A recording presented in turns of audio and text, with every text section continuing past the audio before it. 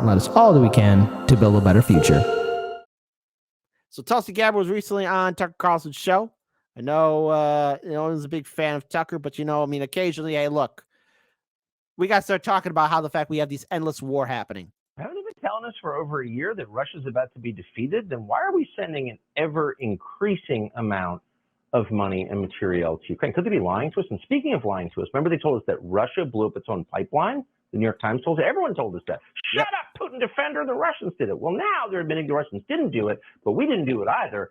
Something called a pro-Ukrainian group blew up the Nord Stream pipeline and created the largest environmental disaster in human history, and also shafted our NATO allies in Western Europe. A pro-Ukrainian group. Okay.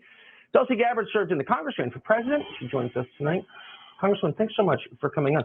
So this is a pro-Ukrainian group that has the military prowess to blow up one of the world's most important pipelines, but the Biden administration had nothing to do with it. Is that the new lie that they're telling us? Apparently so. It is so obvious at this point, Tucker, that the United States and NATO are responsible for this act of sabotage and act of war, attacking and destroying this Nord Stream pipeline.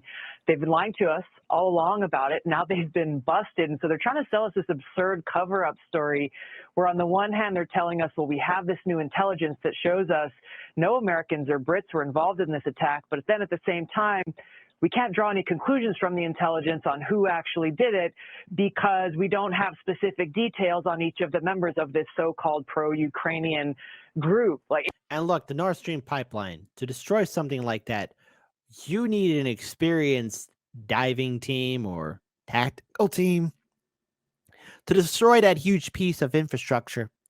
And no, the Russians aren't going to do it because, one, that's Putin's money. If some random Russian naval ship or airship or anything of that nature, aircraft, helicopter, or any secret team from Russia did something to do that, Putin won't kill them. They're just never going to see the light of day ever again. They're going to be somewhere in the middle of Siberia. And they ain't ever going home. Okay? There you go. I just want to throw it out there. And again, this impacts our allies in Europe. It's insanity for anybody who's paying attention to what they're saying.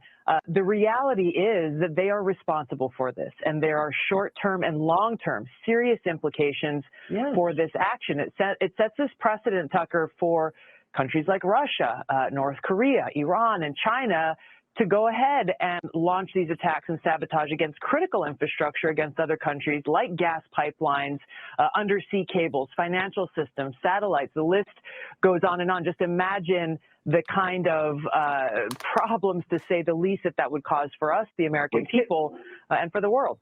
Well, can I just ask a super dumb question? No one's ever answered it. So this pipeline fed Germany, which is the economic engine of Europe. Germany is the key player in NATO. We're all for NATO. We just wrecks the economy of our key NATO ally. If Germany blew up the Hoover Dam, would they still be our tight NATO ally? Doesn't NATO have to disintegrate after we get caught doing this? That's the thing here. I think a couple of points is the Biden administration, NATO want us to believe that they want us to believe this cover-up story, first of all, which their cover-up story implies that the United States and NATO's military and intelligence agencies are so inept and incapable that nobody knows what was going on. Nobody saw this coming. Nobody saw anything. In a crowded parking lot, some random dude gets shot, and everyone's like, I don't know what happened. I don't know what happened. No. Here's the thing I've said before on the show. You could tell a well-crafted lie, but eventually it falls apart. And I'm going to quote Miguel H. here. Say one lied, it needs to be fed 10 more. You could lie. Hey, remember that whole thing of WMDs? Hey, let's have democracy in the chat. Weapons of mass destruction in Iraq. Were they real? Type 1 of yes, Kit, they're real. We just got to look harder in the sand to find them. We'll find them, buddy. You got to believe us. Type 2 like, no, that was a lie, buddy. It was a lie. It was a lie. But secondly, you're exactly right. This was an act of war, not just against Russia, but also against our ally, Germany. Yeah. Also, an act of war can only be declared by Congress. not by the President of the United States or anybody else. That clearly didn't happen. And that's where Biden needs to address the nation, tell us the whole truth about what went down, and Congress needs to exercise its oversight responsibilities to actually investigate this, to tell us the truth, get to the bottom of it, and to hold those responsible accountable. Yeah, I mean, it's the craziest, most reckless thing I've ever seen in 50 years of sort of paying attention. Tulsi Gabbard, thank you so much for continuing to call attention. It's just unbelievable. No one is paying attention. It really is. It really is. And that's what we're facing, folks. More of the madness, more of the stupidity. It doesn't have to be this way. It could be better. It should be better. But it's not.